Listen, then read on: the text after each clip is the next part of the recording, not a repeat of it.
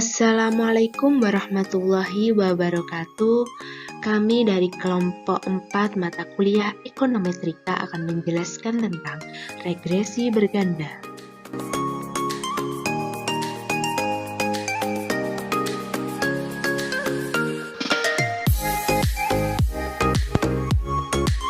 Perkenalkan, nama saya Rizka Puspitasari dengan NIM 12402183321. Perkenalkan, nama saya Rizna Sari Rizky dengan NIM 12402183325. Perkenalkan, saya Lutfiana Agustin dengan NIM 12402183332. Perkenalkan, nama saya Abdullah Hanifuddin Rahman, NIM 12402183349.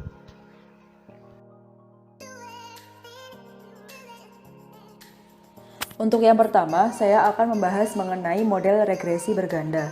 Di dalam pembahasan model regresi berganda yang terdiri lebih dari satu variabel independen yang dikenal dengan model regresi berganda. Bentuk umum dari regresi berganda yaitu YI sama dengan beta 0 plus beta 1 X1I plus beta 2 X2I plus EI. Pada pembahasan bab ini, kita akan membahas model regresi berganda dengan hanya dua variabel independen. Misalkan kita mempunyai model sebagai berikut. YI sama dengan beta 0 plus beta 1 X1I plus beta 2 X2I plus EI. Di mana Y adalah variabel dependen, X1 dan X2 adalah variabel independen, dan E adalah residual. Subscript I di mana menunjukkan observasi ke I untuk data cross-section, dan jika kita gunakan data time series, biasanya itu diberi subscript T yang menunjukkan waktu. Di dalam persamaan YI sama dengan beta 0 plus beta 1 X1I plus beta 2 X2I plus EI, sebagaimana pada regresi sederhana, beta 0 disebut intercept, sedangkan beta 1 dan beta 2 disebut dengan koefisien regresi parsial. Selanjutnya yaitu cara mendapatkan koefisien regresi berganda dengan menggunakan metode OLS untuk mendapatkan koefisien garis regresi berganda. Dan perlu menambahkan 6 asumsi di antaranya. Adapun asumsinya sebagai berikut. Yang pertama, hubungan antara Y atau variabel dependen dan X variabel independen adalah linier dalam parameter. Yang kedua, nilai X nilainya tetap untuk observasi yang berulang-ulang atau non-stokastik. Karena variabel independennya lebih dari satu, maka ditambah asumsi tidak ada hubungan linier antara variabel independen atau tidak ada multikolinearitas antara X1 dan X2 dalam persamaan 5.2. Yang ketiga yaitu nilai harapan atau expected value atau rata-rata dari variabel gangguan E adalah 0 atau E X1 sama dengan 0 atau bisa diistilahkan dengan persamaan 5.3. Yang keempat adalah varian dari variabel gangguan atau residual EI adalah sama atau homoskedastisias. Yang kelima yaitu tidak ada serial korelasi antara residual EI atau residual EI tidak saling berhubungan dengan residual EI yang lain. Yang keenam yaitu variabel gangguan EI berdistribusi normal. Jika regresi berganda memenuhi 6 asumsi di atas, maka persamaan 5.2 atau YI sama dengan beta 0 plus beta 1 X1I plus beta 2 X2EI dapat diartikan sebagai berikut. E buka kurung Y1 X1I, X2I tutup kurung sama dengan beta 0 plus beta 1 X1I plus beta 2 X2I plus EI. Atau bisa diartikan dengan persamaan 5.6. Arti persamaan tersebut adalah nilai harapan atau rata-rata dari Y pada nilai tertentu variabel independen X1 dan X2 Dapat diartikan, beta 1 adalah mengukur perubahan rata-rata Y atau nilai harapan E, Y, X1, X2 terhadap perubahan unit X1 dengan asumsi variabel X2 tetap. Begitu pula dengan beta 2 adalah mengukur perubahan rata-rata Y atau nilai harapan E, Y, X1, X2 dengan perubahan per unit X2 dengan asumsi variabel X1 tetap. B. Estimasi OLS terhadap koefisien regresi berganda. Prosedurnya sama sebagaimana regresi sederhana sebelumnya, yakni mencari nilai ilmu minimum dari jumlah residual kuadrat dan sebagai berikut. Y aksen 1 sama dengan beta 0 plus beta I X1I plus beta 2 X2I plus EI. Minimumkan jumlah E2 bersatu sama dengan jumlah kurung buka Y I min beta 0 min beta 1 X1I min beta 2 X2I kurung tutup kuadrat dengan cara melakukan turunan parsial terhadap BO, B1 dan B2. Hasilnya sebagai berikut. BO sama dengan Y aksen min beta 1 X aksen 1I min beta 2 X aksen 2I. B beta 1 sama dengan kurung buka jumlah X 1I Y1 kurung tutup jumlah kurung buka jumlah 2/2I kurung tutup min kurung buka jumlah X 2I Y1 kurung tutup X kurung buka X jumlah X1I X21 kurung tutup per kurung buka X kurung buka jumlah X21I kurung tutup kurung buka jumlah X2/21I kurung tutup min kurung buka jumlah X1I X2 per 2I kurung tutup kuadrat.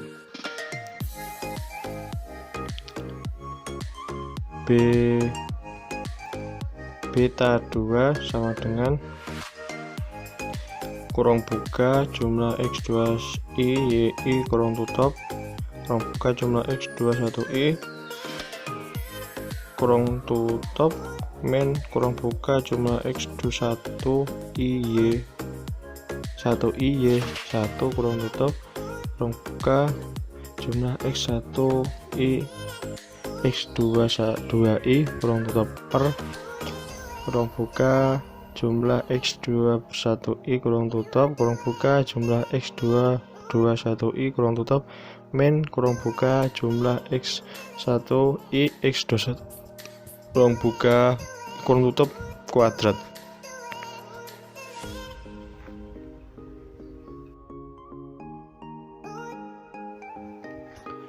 Dalam mengestimasi koefisien regresi berganda dengan hanya dua variabel independen, di atas kita masih mungkin bisa menghitung dengan manual. Setelah kita mendapatkan estimator OLS berupa koefisien regresi parsial, maka selanjutnya kita bisa mendapatkan varian dan standar error dari koefisien regresi untuk mengetahui reliabilitas estimator tersebut. Formula untuk menghitung varian dan standar error untuk B1 dan B2 sebagai berikut. Var beta 0 sama dengan 1/m per tak plus X aksen 21 jumlah X2/21 plus X aksen 21 jumlah X2/1I min 2 X aksen 1 X aksen 2 jumlah X1I X2I per X jumlah X21I jumlah X2/3I min kurang buka jumlah x1i x2i kurang tutup kuadrat. SE beta kosong sama dengan plus akar var beta kosong. Var beta 1 sama dengan kuadrat per jumlah x21i kurang buka 1 min r2 per 12 kurang tutup. SE beta 1 sama dengan akar var B1 var beta 2 sama dengan kuadrat per jumlah x221 kurang buka 1 min r2 12 kurang tutup. SE beta 2 sama dengan akar var B2.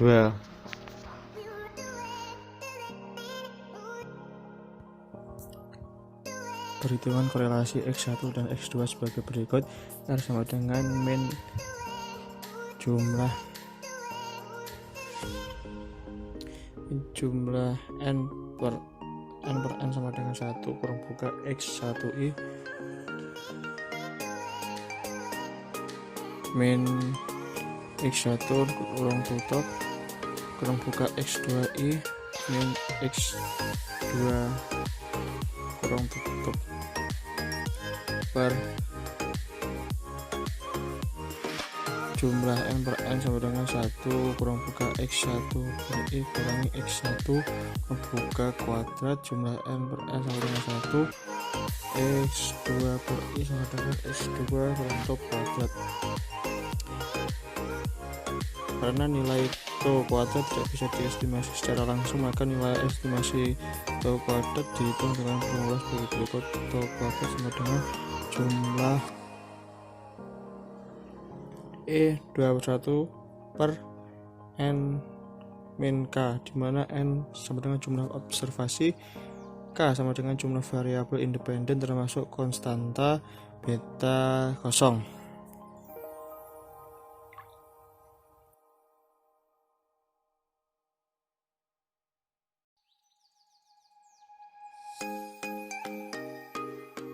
Interval estimasi koefisien regresi berganda.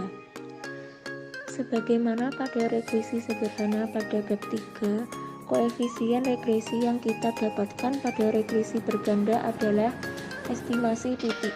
Kita bisa mencari interval estimasi koefisien regresi berganda didasarkan pada probabilitas, sebagaimana interval estimasi dapat kita tulis kembali sebagai berikut.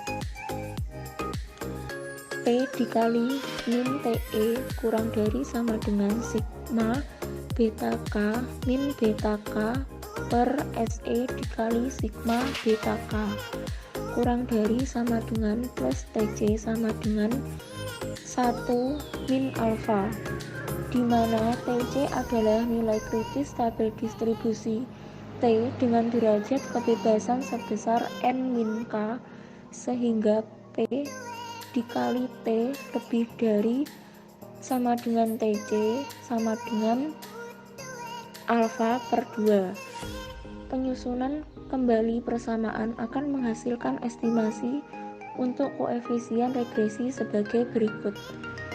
P dikali sigma beta I min TC SE dikali sigma beta K kurang dari sama dengan beta K kurang dari sama dengan sigma beta K plus TC SE dikali sigma beta K sama dengan 1 min A. Persamaan tersebut bisa kita sederhanakan sebagai berikut. Sigma beta K min TC SE dikali sigma beta K, sigma beta K plus TC SE dikali sigma beta K, di mana 1 min alfa merupakan interval keyakinan untuk koefisien regresi beta. Jika misalnya alfa sama dengan 5%, artinya 95%, Interval estimasi dari sampel mengandung kebenaran 95% dari populasi.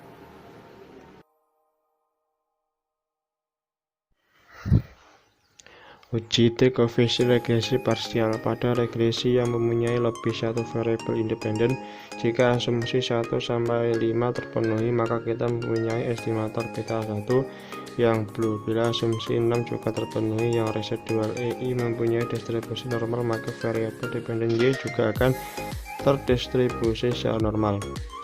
Jika kita mengurangi beta K dengan rata-ratanya, kemudian dibagi dengan akar variannya atau tanda errornya, maka kita melakukan transformasi variabel random beta I yang berdistribusi normal menjadi variabel Z yang mempunyai standar normal.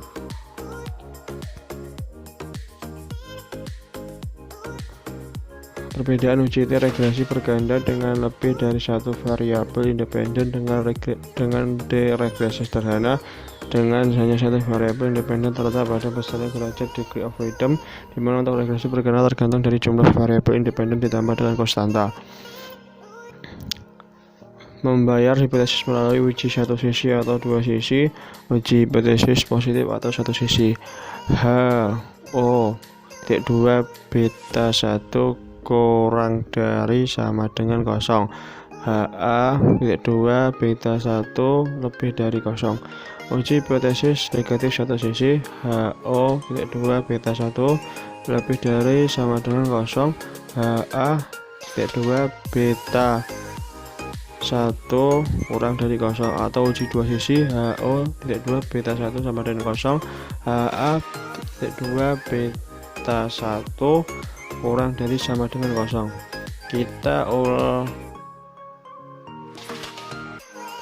Kita ulangi langkah pertama tersebut untuk beta 1 per 2, menghitung nilai T, hitung untuk beta 1 dan beta 2, dan mencari nilai T kritis dari tabel distribusi T.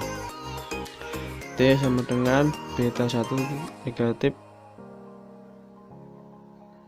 beta 1 per SE beta 1.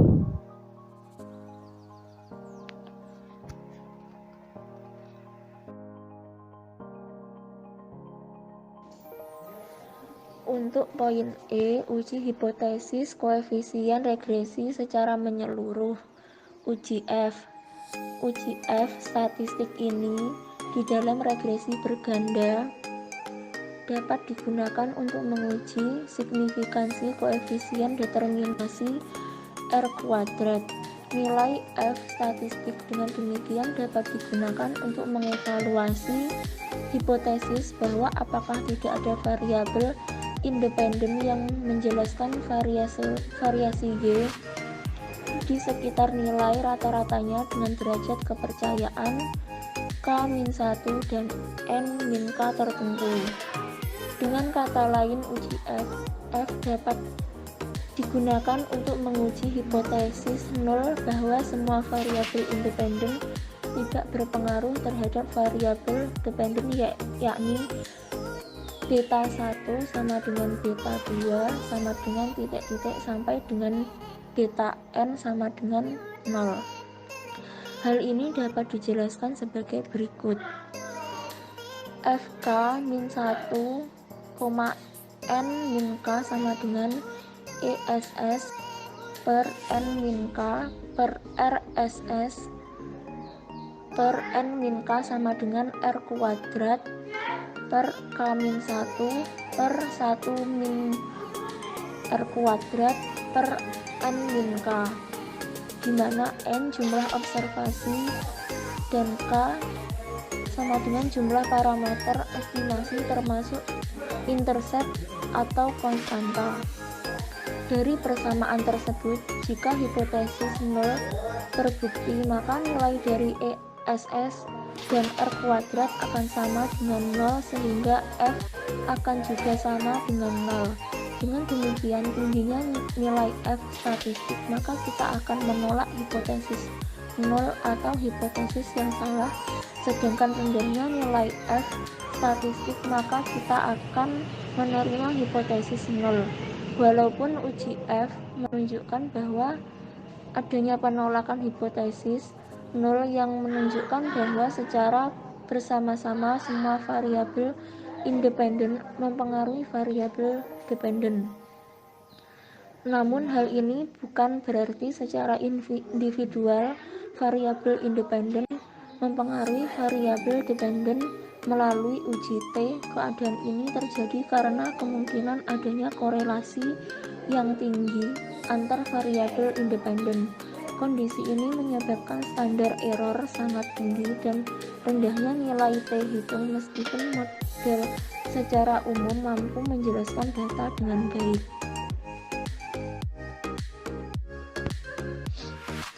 Untuk menjelaskan uji R ini, misalnya kita mempunyai model regresi berganda dengan dua variabel independen sebelumnya, YI sama dengan beta 0 plus B1 X1I plus beta 2 X2I plus EI. Untuk menguji apakah koefisien regresi beta 1 dan beta 2 secara bersama-sama atau secara menyeluruh berpengaruh terhadap variabel dependen. Langkah uji F dapat dijelaskan sebagai berikut. 1. Membuat hipotesis 0 H0 dan hipotesis alternatif HA sebagai berikut. H0 dibagi beta 1 sama dengan beta 2 sama dengan titik-titik sama dengan beta K sama dengan 0. HA dibagi beta 1 tidak sama dengan beta 2 tidak sama dengan titik-titik tidak sama dengan beta K tidak sama dengan 0. 2. Mencari nilai F hitung dengan formula seperti pada persamaan dan nilai kritis F. Statistik dari tabel F nilai kritis F berdasarkan besarnya alfa dan DF untuk numerator K-1 dan DF untuk denominator N-K. 3. Keputusan menolak H0 atau menerima sebagai berikut. Jika F hitung lebih dari F tabel kritis, maka kita menolak H0 dan sebaliknya jika F hitung kurang dari F kritis, maka menerima H0. Untuk yang terakhir, saya akan menjelaskan tentang koefisien determinasi. Di dalam regresi berganda, koefisien determinasi digunakan untuk mengukur seberapa baik garis regresi. Dalam hal ini, kita mengukur seberapa besar proporsi variasi variabel dependen dijelaskan oleh semua variabel independen. Formula untuk menghitung koefisien determinasi atau R kuadrat regresi berganda sama dengan regresi sederhana. Untuk rumus koefisien determinasi atau R kuadrat adalah sebagai berikut, di mana R kuadrat sama dengan ESS per TSS sama dengan 1 dikurangi RSS per TSS sama dengan 1 dikurangi sigma EXN pangkat 2I per sigma Y pangkat 2I sama dengan 1 dikurangi sigma EXN pangkat 2I per sigma YI min Y per kuadrat.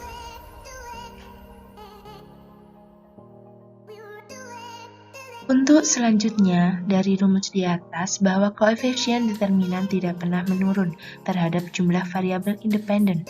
Artinya, koefisien determinasi akan semakin besar jika terus menambah variabel independen di dalam model. Hal ini terjadi karena sigma YI min Y per kuadrat bukan merupakan fungsi dari variabel independen X, sedangkan RSS yakni sigma EXN pangkat 2I tergantung dari jumlah variabel independen X di dalam model. Dengan demikian, jumlah variabel independen X bertambah, maka sigma EXN pangkat 2I akan menurun. Mengingat bahwa nilai koefisien determinasi tidak pernah menurun, maka harus berhati-hati membandingkan dua regresi yang mempunyai variabel dependen Y sama tetapi berbeda dalam jumlah variabel independen X. Kehati-hatian perlu karena Tujuan regresi metode OLS adalah mendapatkan nilai koefisien determinasi yang tinggi.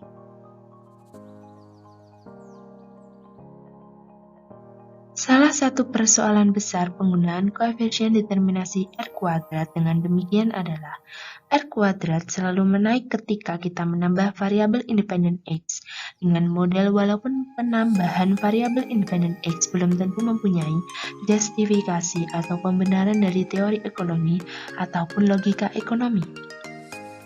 Para ahli ekonometrika telah mengembangkan alternatif lain agar nilai R² tidak merupakan fungsi dari variabel independen. Sebagai alternatif digunakan R² yang disesuaikan adjusted R² dengan rumus sebagai berikut. R bar kuadrat sama dengan 1 dikurangi sigma E_X pangkat 2I per N dikurangi K per sigma Y pangkat 2I per N dikurangi 1. Di mana K sama dengan jumlah parameter termasuk intersip dan N sama dengan jumlah observasi. Terminologi koefisien determinasi yang disesuaikan ini karena disesuaikan dengan derajat kebebasan atau DF, di mana sigma E_X pangkat 2E mempunyai DF sebesar N dikurangi K dan sigma Y_I min Y bar kuadrat dengan DF sebesar N dikurangi 1. Selanjutnya, untuk menganalisis regresi linear berganda, maka digunakan aplikasi F-Use. Di sini kelompok kami mengambil contoh analisis pengaruh jumlah tenaga kerja dan modal terhadap banyaknya hasil produksi daging sapi olahan.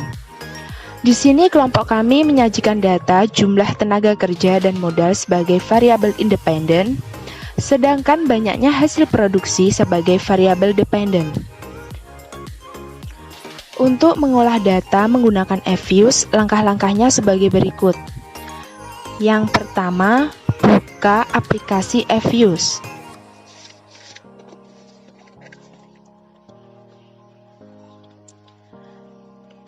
Lalu, input data dari Microsoft Excel, caranya klik File, lalu Import from File, lalu cari file Excel yang akan dianalisis.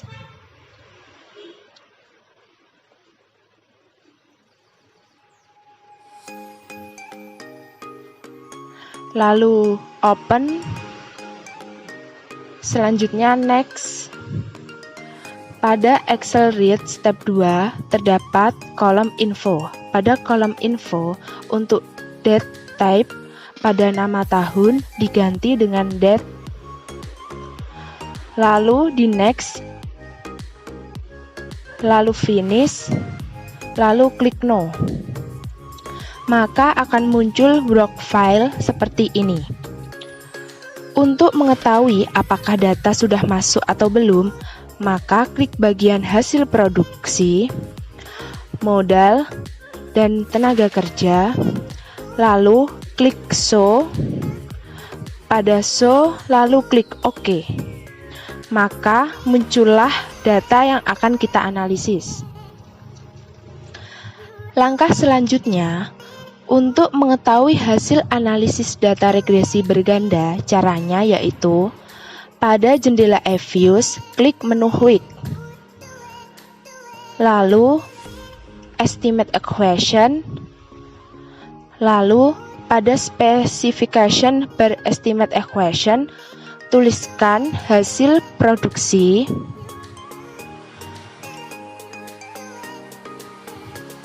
spasi C, modal, spasi tenaga kerja, lalu klik OK, maka muncullah hasil analisis regresi berganda dari data tersebut.